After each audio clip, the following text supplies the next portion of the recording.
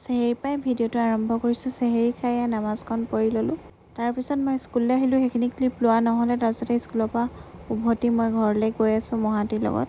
স্কুলত থাকিলে ভিডিঅ' ক্লিপবোৰ লোৱা মই পাহৰি যোৱা হয়, ল'ৰা ছোৱালীৰ লগত ব্যস্ত থকা হয় যে।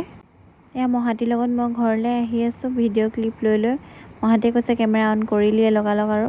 তাৰপিছতে আমাৰ ঘৰৰ কাষতে ভাইটি এটা ঘৰত ইফতাৰী দাৱত আছিলে, তালৈ গ'লোঁ। এয়া মোক কামত লগাই দিলে যোৱাৰ পিছতে। ময়ো ফল মূলখিনি কাটি মেলি ৰেডি কৰিলোঁ। এয়া মা বনাই আছে পোলাও সিহঁতৰ ঘৰতে। তেওঁ য'তে যায় পোলাও দায়িত্বটো মানে তেওঁৰে আহি যায়, সেইকাৰণে তেওঁ পোলাও বনাই আছে। এয়া বায়ো বনাই আছে এয়া ক্ষীৰ। চবেই নিজৰ নিজৰ কামত ব্যস্ত হৈ আছে, কাৰণ ইফতাৰী কৰালে ঘৰত বহুত বেছি কাম ওলায়।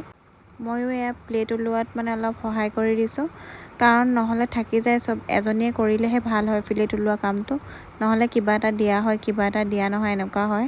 তাৰ মাজতে মাহঁতৰ মিটিং এখনো আছিলে, সেই মিটিঙৰ মানুহ আহি পালেহি। তেওঁলোকে মানে কিবা এটা এনেকৈ খেল খেলাইছে, সেয়াও মানুহ আহি পালেহি। তাৰপিছতে চবেই আকৌ নিজৰ নিজৰ কামত ব্যস্ত হৈ গ'ল, কাৰণ দৌৰা দৌৰি কৰিবলগীয়া হৈছে। ওচৰতো বহুত কেইঘৰ মানুহ বিলাবলগীয়া হৈছে, সেইকাৰণে মানে দৌৰা দৌৰি কৰিবলগীয়া হৈছে। আকৌ মছজিদতো দিবলগীয়া হৈছে। পটাপট কামখিনি কৰি আজৰি কৰিছে। আৰু ইফতাৰী মানে কৰালে ঘৰত বহুত বেছি কাম ওলাই যে। তাৰপিছতে ইফতাৰী টাইম হৈছে আৰু চবেই নিজৰ নিজৰ জেগাই জেগাই বহি আছে।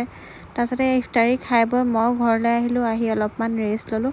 ৰেষ্ট লৈ মায়ে আনিলে চেনা খাই মেলি আকৌ খাব মন গ'ল পিজ্জা।